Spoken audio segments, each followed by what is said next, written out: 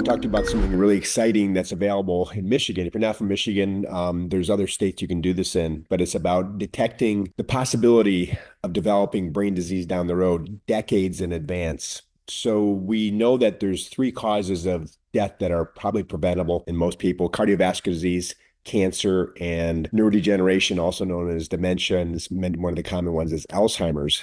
And an inherent problem is we don't really intervene on Alzheimer's until people have symptoms. We call that mild cognitive impairment, where somebody's showing signs of dementia, and then eventually they have Alzheimer's, and we really don't have effective drugs for that right now. But in the early preventative stage, when somebody is getting, before they're at the neurocognitive decline symptoms, they don't have mild cognitive impairment, the brain is plastic, meaning that it can grow back, what's called neuroplasticity, and the brain can spring back, but we don't really know who needs to do the interventions or what interventions are needed unless we identify the people that have risk for neurocognitive decline. Now, there's certain genes. There's a gene called the Apo-E gene, and just in a brief summary, Apo-E is a 2, 3, or 4, and 2 is protective, 3 is neutral, and 4 is risk for Alzheimer's. And there's even different things called homozygous and heterozygous. I don't want to get into that, but that's worth testing. It's probably a $25 test. If you're higher risk, I would definitely do the imaging for neurocognitive decline. But let's talk about Neuro Quantitative imaging. We're using a local radiology called Bionicc MRI, and they're using a company called Neuro Quant, and I've been following them for a while, and they really have some pretty good testing for brain age. So what we're going to look at is the amount of brain mass ratio to the amount of liquid in the brain. So when we're very young, our brain has a lot of brain mass and very little liquid, or what we call cerebral spinal fluid. And as we age, the brain shrinks and cerebral spinal fluid liquid takes up the space. And then when I was in, say, medical school, and some of you have seen CT scans of the brain, you see that the brain is shrunken down, looks more like cauliflower. And when it's a younger brain, it looks like broccoli. It's got real smooth edges, where the cauliflower, the rough edges, is more the age brain. And now with imaging, we can determine the age of the brain relative to same age and gender of other people with brain scans. You want to have a high amount of brain mass and a lower amount of brain volume to assure you're not going to get neurocognitive decline. So that means your brain is not shrinking. And they give you a percentile. So a percentile could be, 99 percentile for your age, or it can be, the 1 percentile for your age, which would be bad. There's something called the hippocampal occupancy index that we're looking at, and that's how much volume the hippocampus takes up. That's a part of the brain that's largely involved in Alzheimer's. And there's just really the amount of volume in each of the lobes of the brain. So I'm going to talk about how this works and what we can do. So I've scanned my brain periodically since 2018.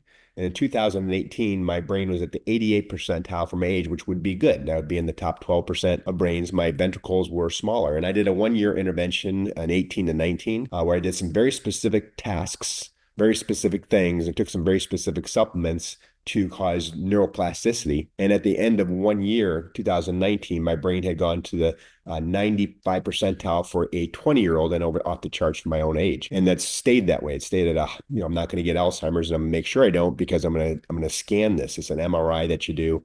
You lay there for about 45 minutes to an hour, and then you get a report in a week or two. And what does this mean for us in general? Well, Alzheimer's is going to be growing in our society as we live longer. We're going to have less cancers, less heart disease, or we're going to have delayed heart disease, which as we get older, the risk of Alzheimer's goes up significantly. And if you intervene at an earlier point, you can change the outcome of your brain age. And there's a lot of things that are very simple, like social interactions, learning new things, learning new tasks, periodic fasting, certain supplements that may be beneficial. But really, sometimes people don't want to do those specific efforts if they're already in good shape. So if I was at 88%, I might say, well, I'm pretty happy with that.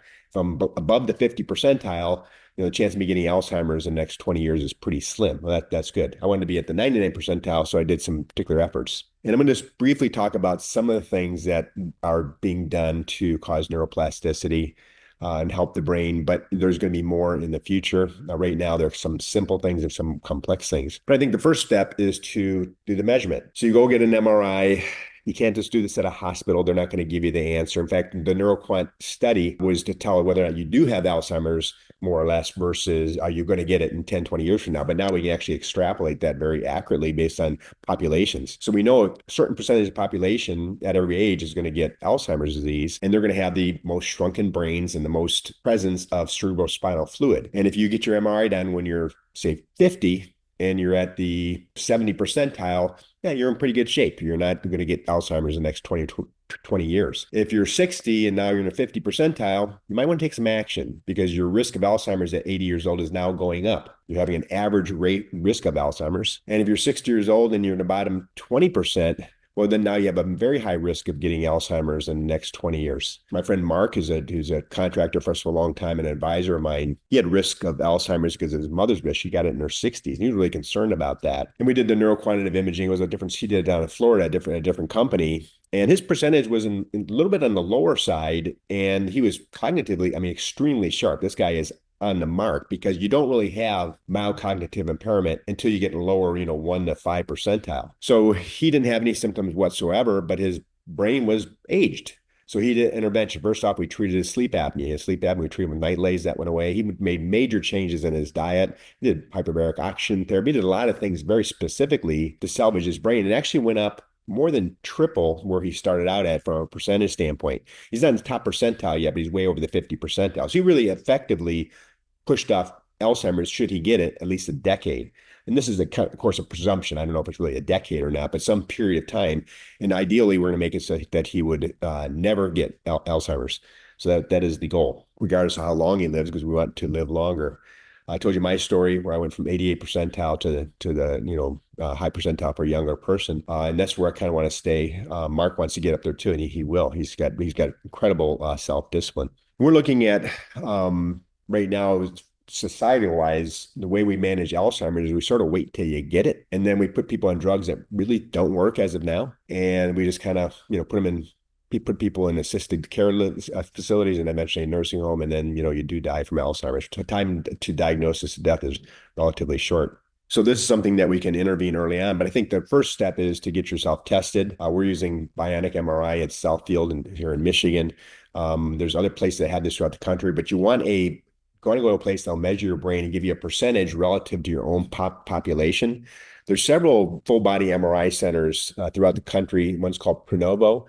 And I'm assuming they do the brain aging. There's the Fountain Life. That's a company with Peter Diamandis and Tony Robbins and others that are working on something similar. So go to one of these places, get your brain tested and see where you're at. And if you're up in the upper 20, 30%, you really, you're in good shape. What you're doing is working. If you're in the middle range, I'd probably be making some intervention because the risk of getting Alzheimer's just basically is an aging thing. So you want to have your brain, maybe in the 70, 80, 90 percentile.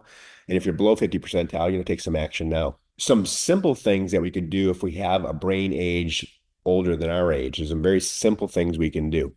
So if your brain age is in the 50 percentile or below, the first thing to do is get a sleep study, get a home sleep study. I use the WatchPat, WATCH, like WatchPat, PAT, pulse amplitude technology. And if you have if you have sleep apnea, your risk of Alzheimer's goes up about threefold, and it comes on about 10 years sooner. So you can treat that and obviously reduce the risk of Alzheimer's, reduce the risk of sooner Alzheimer's. So sleep apnea, present in probably about 60% of men over 50 and probably 30% of women over 50. So don't assume you don't have it. Just get tested. The WatchPat test is relatively cheap. We sell them for $106. That's our cost. You can go online if you're not in Michigan or a state that we practice in. You can go online. You usually get the doctor's visit and the WatchPat for about $200 or so. Or you can go to your doctor and get one ordered where you go into a sleep lab. That's probably a couple $1,000s. Your insurance may cover it. I don't really like those because it's in an environment that's kind of foreign. These WatchPat devices are just as good for the majority of people. You can do them at home and you can pay cash for your insurance might cover it in some situations. So that's the first step. Treat the sleep apnea. Second thing is the brain seems to be most plastic during times of fasting. And we've heard about periodic fasting. My protocol was, it was a rough one, but for 1 year, I ate 5 days a week. On Monday and Tuesday, I fasted. And I did Dave Asprey's bulletproof diet at first because it was easier for me. And that's where you take, I use his bulletproof coffee and his brain octane oil, which is basically a real high quality coconut oil, and ghee, which is a modified butter. And you mix it in the coffee, you heat it up, mix it and blend it. And if you blend the ghee and the coconut oil, it emulsifies and makes you ketotic right away. And when you do that, you're really not that hungry. I thought I could go fasting for days without much trouble. And your brain is more plastic when it's fasting.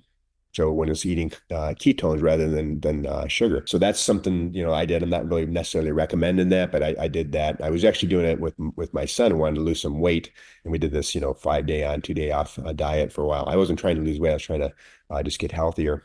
And I took some specific supplements. I'm not going to talk about those because they really should be tailored to you. Talk to your functional medicine doctor about what you might consider to get your brain growing. I did some things that were helping lengthen my telomeres and things that were helping reverse my aging in general. So I did it, Mark did it, this can be done. We know that when somebody does have mild cognitive decline, it's a little late because they're not really super good at following instructions. We would want somebody who's, say, older and does have cognitive decline and their brain age is a little older than it should be for their age. We're going to want them to start socially interacting with other people. Sitting there at home by yourself does lead to faster neurocognitive decline, whereas activity and social community improves the brain. In my case, when I did the 2 days of fasting in 2018 for a year, on my fasting days, I learned subjects I was not particularly interested in. I read about things that were new and novel to me. I tried different activities that were novel to me, and all these things lead to neuroplasticity. There's even a study showing something simple as learning to dance when you're elderly